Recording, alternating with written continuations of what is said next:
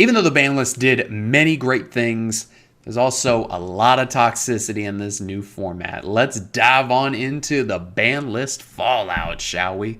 Feels good to be back.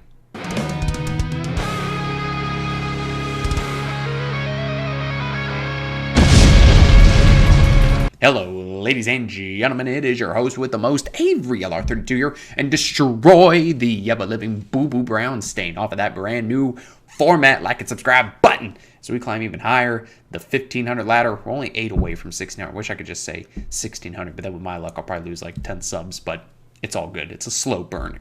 So, hope y'all having a fantastic day. Let's talk about the brand new format. So, there has been so much fallout. Like, what was it? 30 changes on this brand new ban list. And at first, I was like, well, Ryzal and Malice, they're still good decks. They got hit a little bit, whatever. And in my testing, I realized when you take away just 5 starters from a deck like Ryzal, it really feels like, okay, I'm past 1 minute. It really feels like they got hit in the fucking balls, ladies and gentlemen. So, having 2 of each, it's kind of funny because it reminds me of how years and years ago, this is how far back we're going, ladies and gentlemen, back in like the early 2000s, like 2010, even before like 2010. Fun fact, red, green, and yellow gadget all used to also be 2 copies apiece. And it reminds me of a lot of that. And you may be thinking, well, Avery, the gadgets are garbage. Well, obviously they're garbage now. But back in the day, like 07 to like 09-ish, if you're Robbie Cole, like 2010 plus, because he actually got third at a YCS and Indy during Dragon Ruler format with Machina gadgets. But back in the day, having 2 of each gadget meant you were getting actually kind of less starters because that's what the deck was. It was just a +1 engine. Constantly having +1s in your hand, constantly having bodies on the board, using old school cards like Fissure, Smashing Ground, Bottomless Trap Hole, Compulsory Evacuation Device, you name it, to simplify the opponent's board, get +1s here and there, and just slowly summon a gadget every turn. It was a really good stun deck, or as what it used to be called, anti-meta back in the day. And so now they've sort of pulled something similar with Ryzal, but they took it a step further, and obviously they put Bonfire the 1, forcing people to play 7th Tachyon along with 7th Ascension. What all of this means is that now Ryzal, especially with Detonator at 1, is much more susceptible to a lot of things that can stop them. They're even more susceptible to things like Metal Tronus. They're more susceptible to things like Ultimate Slayer, kind of, even though it bounces back to Detonator, but yet it's still, you know, they lose the materials. They can't even respond with the twins. Now, what's interesting about this is that it reminds me of when Arise Heart was limited to 1 and Kashtira players started playing Forbidden Lance. Mark my words, keep this in mind. Ryzal players may look towards playing 3 copies of Forbidden Lance because that can stop things like Ultimate Slayer. I believe, correct me if I'm wrong, but I believe it can stop things like Metal Tronus. Now, what I have found to be working for me is playing Xyz Encore, because the opponent can't respond with anything to the Xyz Encore, not just monster effects. They can't respond with anything. So it outs the Detonator, and then it brings the materials back with their levels reduced. So they can't even really use them unless it's to like make a Little Knight or something. And at that point, you don't care because you outed the Detonator. Something else that I've been messing around with is Kashtira cards, because Unicorn into a format where only 1 Detonator exists is insane. The opponent wants to droll you, which is another crazy card we're going to talk about in a minute. And then you're like, okay, cool, Unicorn effect. Show me extra deck, Sugar Boo Bear. Oh, you've got a collector's rare Detonator. I'm just going to take that and I'm going to throw it on in the garbage and you can eat my ass proper. That shit's banished. You ain't getting it back, pimp. How are you going to play the game? Because Ryzal's a good engine, but what makes Ryzal good is Detonator. I'm sure some people will say, well, Avery, it's the Ryzal cross and being able to use plugins and shit. Blah, blah, blah. No. The Ryzal engine can make level 4s. Cute! The Detonator is what's busted AF. So putting that to 1, banishing it with a Unicorn, you just sit your butt on back. You get yourself maybe a beer, assuming that you're not at locals or a regional. Maybe just having a money match with your bros. You say, how you going to win? You can't use Dweller. That's banned. You want to use Exciton and do Fiendsmith combo? Make yourself a Dizzyram and Nibiru the shit out of you.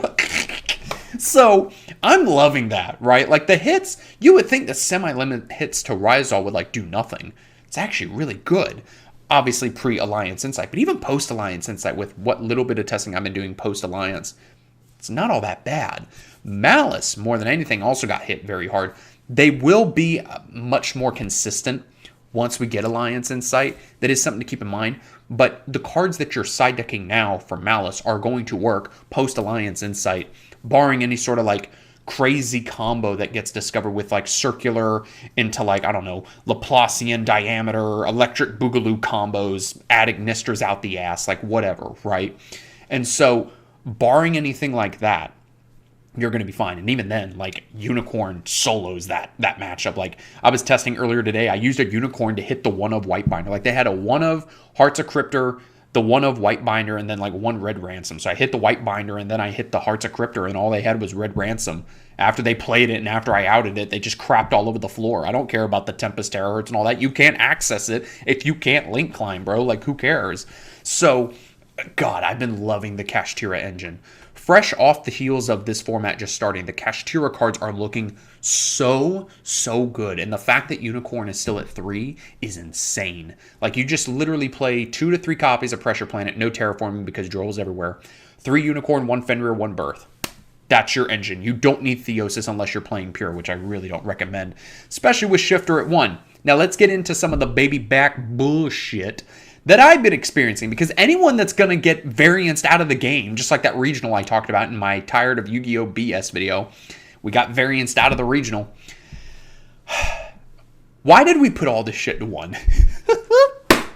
Because I'm tired of it. Like, I'm so tired of it. It reminds me of, like, all of the times where I've talked about Salamangreat in, like, any of my tier list videos ever, where I'm like, Salamangreat needs to be destroyed. Like, honestly, Mirage Stalio should still be banned. Gazelle should be banned. Salamangreat Rage and Roar should be banned. And the reason why I say that is because I don't know why, but I could be playing the best deck in the galaxy and I could still lose to Salad. I don't know what it is. It was the same way, what was it, years ago with Mermail, when they had like their first wave of support and they were playing like the Abyss Sphere Call the Haunted Trap. And I remember for years I'd say, this Abyss Sphere Trap needs to be banned or go to 1. It's like a Call the Haunted.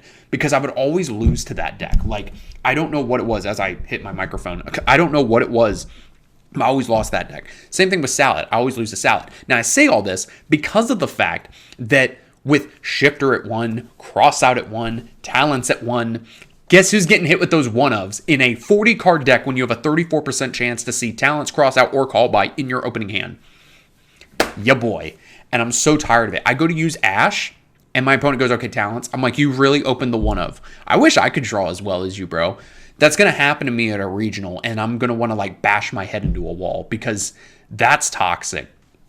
That is one issue that I do have with this format outside of Droll, which is kind of whatever, but we'll talk about that in a second.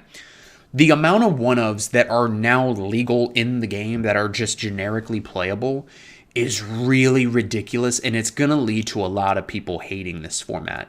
Because I don't think anyone can sit here and tell you, that having 1 Talents, 1 Crossout, 1 Call by the Grave, and even to an extension, 1 Dimensional Shifter is not unhealthy. Because it is. Because you're going to have games. It's going to happen, especially to me of all people. Same thing with Nibiru. They always have the Nibiru against me. But there's going to be games where even if you try and Mulch Army the opponent, they end up not summoning much. Or like you only draw 1 and then they Talents you and get to see your hand and then just send back what you drew. Or you go to Mulch Army them and they opened up the one of Crossout. Like, dude, it's so baby back bullshit. It's ridiculous. And the same goes for Shifter in comparison with Droll. And I say that because when you are building your decks into this new format, if the opponent hits you with the one of Shifter, it's going to be a luck sack. They have a 16% chance to see it in a 40-card hand. It's still a god card. It's still basically a turn skip. It needs to be banned. It's like when Max C was at 1. It was a fucking luck sack card. It's just really ridiculous, and I'm really not happy with that. But now, especially with Droll, if they see the one of Shifter, then your turn skip Droll gets turned off. Because remember, it's got to go to the grave, boys and girls. And that doesn't feel good. Now, on the flip side of that coin, Droll is going to be in every single deck, ladies and gentlemen. That card is a turn skip. So when you are building your decks, I don't care what deck you're playing, there's a couple things that you have to include if you want to be competitive. I feel like I have to put that out there because I feel like I'm getting more like casual-esque players on the channel, which is fine. This is a competitive channel. Keep that in mind. So if I say something that pisses you off, there's the door. I'm sorry. Like, I'm not going to put it in a bottle and breastfeed it to you. Pause. When you're building your deck, could be a table 800 crawler deck or whatever, a Beaver Warrior deck. You need to be playing 1 cross out, 1 talents, 1 call by. That's number 1. Number 2, you got to be playing 3 drolls along with any, I'm going to say 15 hand traps to be on the safe side that you're playing. Because you're going to probably be playing somewhere between like 15 and 18 right now. And then you're also going to be playing 1 call by, 1 cross out, 1 talents. So 3 droll, 3 of the one-ofs. It's like a power 3 or a power 9 like it used to be back in the early 2000s. 3 droll, 1 of each of those, and then a Fiendsmith package. Because the Fiendsmith package is insane. The fact that it did not get hit on this ban list should go to show how insane that engine is and how much it's going to get absolutely obliterated in about 3 or 4 months after they've sold off the reprints and crap. The engine is great against Rogue. You essentially have infinite recurability because you're able to get an engraver back every turn. And then you combine that with a Primite engine, which is the one engine that doesn't care about droll, boys and girls. Hint, hint, nudge, nudge. Yeah, that should tell you what I'm playtesting right now. But the engine's absolutely insane. It absolutely obliterates Rogue. And in some scenarios, if you end up making a disarray, you could almost kind of solo certain matchups. So overall, what are my thoughts now that we're like a day or 2 removed from the ban list dropping? I'm loving this format. I was really bored with last format. Even though it was overall a good format, there were things that need to be adjusted. And I think Konami did that and more. They went far and above what I was expecting, right? And they didn't hit Fiendsmith, which it should be hit. They want to sell the reprints of the engraver. I get it. It is what it is. But I'm really excited to be playing more of this format. It feels even more diverse than what it was last format. Remember when I said last format, if you deck build correctly and you pilot your deck well enough, you can see success? Now, this format is that times 10. Because it's just become much easier because now you have something like Detonator at 1, each of the Ryzols at 2, and then once Alliance Insight comes out, really doesn't power creep the game that much other than giving Malice and Ryzol more support. Other than that, everything else in there is kind of booty butt cheek. Gordian Schneider is whatever. The Regenesis cards are kind of just bricks and a half. So I'm really excited for this format, and it's been a lot of fun. I've been experimenting with a lot of things. I'm sure some people are going to be upset that we're still playing a bunch of hand traps. That's Yu-Gi-Oh! Nowadays. I want to see hand traps get hit. That's going to be a discussion for another video. But guys, let me know what you think down in the comments below. I know this is a bit of a longer video, but I really want to get my thoughts out there about this format, really break it down. It's a lot of fun. You got to get in and try.